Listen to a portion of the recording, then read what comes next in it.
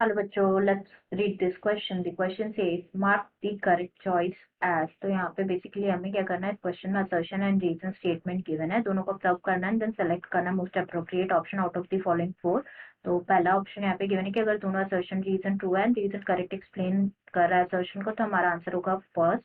अगर assertion reason true है but reason correctly explain नहीं कर रहा है असर्शन को, तो हमारा आंसर होगा सेकंड।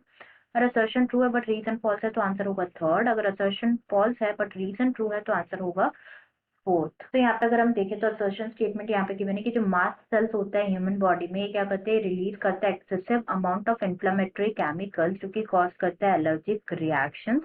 एंड यहाँ पे रीजन गिवन है कि जो एलर्जेंस होता है एनवायरमेंट में on reaching the human body, ये क्या करते हैं, स्टिमुलेट करते हैं मास्ट सेल्स को इन सर्टेन इंडिविजुअल्स। तो यहाँ पे सबसे पहले अगर हम बात करें की कॉन्सेप्ट की, तो जो की कॉन्सेप्ट इस क्वेश्चन में यूज किया गया है that is allergy. Key concept is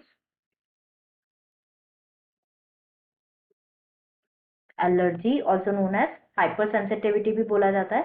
तो ये क्या होता है, बेसिकली हाइपर सेंसिटिवनेस होती है of a person to like कुछ फॉरेन सब्सटेंसेस से क्या होता है, किसी किसी इंडिविजुअल्स को क्या होती है, एलर्जी होती है, हाइपर सेंसिटिविटीनेस होती है। तो उन सब्सटेंसेस को क्या कहा जाता है, फॉरेन सब्सटेंसेस को एलर्जेंस कहा जाता है। मतलब ये जो एलर्जेंस होता है ना, कुछ इंडिविजुअल्स एलर्जेंस के कांटेक्ट में आते हैं, उनको क्या होती है, एलर्जी होती है। तो ये क्या होता है, एक एक्साजरेटेड रेस्पॉन्स होता है इम्यून सिस्टम का टू सर्टेन एंटीजेंस जो कि प्रेजेंट होते हैं एनवायरमेंट में। तो द सब्सटेंस टू विच जो इम्यून रेस्पॉन्स प्रोड्यूस होता है, जैसे कि हम देख रहे थे, उसे क्या कहा जाता है, एलर्जेंस कहा जाता है। एंड जो एलर्जेंस होते हैं ये क्या हो सकते हैं, it might be like dust हो सकती है, डस्ट से एलर्जी हो सकती है, जो पॉलन्स होता है ना उससे एलर्जी हो सकती है, एनिमल के जो डेंडर्स फैब्रिक्स होते हैं, फेदर्स होते हैं, मोल्ड होते हैं, इनसे क्या होती है, एलर्जीज होती है।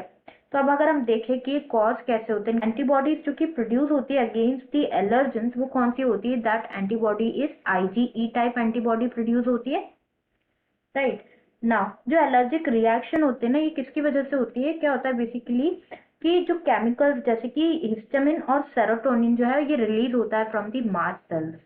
जो मास्ट सेल्स होते हैं ये रिलीज करते हैं chemicals like histamine and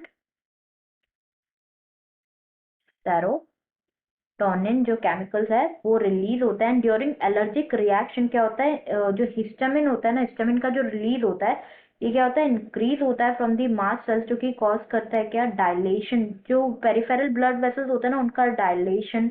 and जो कैपिलरीज होती है वो कैसी हो जाती है, हाईली परमिएबल हो जाती है, सो दैट जो लार्ज अमाउंट ऑफ फ्लूइड है वो लीक होता है from the blood into the tissues.